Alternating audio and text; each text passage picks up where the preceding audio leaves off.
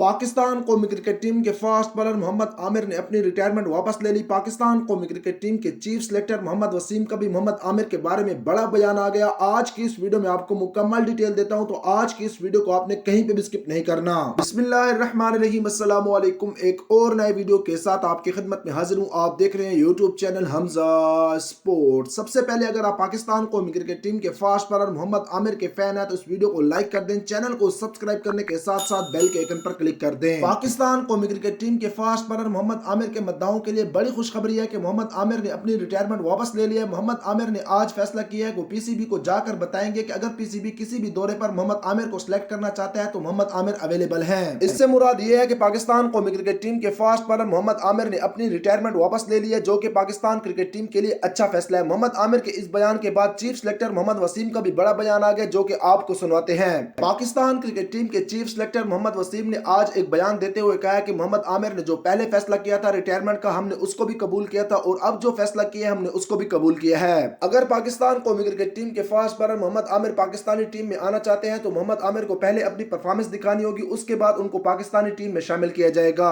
मोहम्मद वसीम का मजीद कहना था कि मोहम्मद आमिर के लिए अच्छा मौका है कि PSL 6 आ रहा है, वो उसमें अच्छी परफॉर्मेंस दिखाकर पाकिस्तान क्रिकेट टीम में आसानी के साथ शामिल हो सकते हैं। आपके ख्याल में मोहम्मद आमिर ने जो फैसला किया है वो अच्छा फैसला किया है या फिर उनको अपनी रिटायरमेंट लेकर पाकिस्तान क्रिकेट टीम से दूर होना चाहिए? आपने अपनी राय से हमें कमेंट बार में जरूर आगाह करना है। मैं आप सबके कमेंट का इंतजार करूंगा। ये थी आज की वीडियो। इंशाल्लाह बहुत जल्द किसी और नए वीडियो के साथ आपकी खिदमत में हाजिर हूंगा। तब तक अपना ख्याल रखिएगा। चैनल को जरूर सब्सक्राइब करके बेल आइकन को जरूर क्लिक कीजिएगा। अल्लाह हाफिज।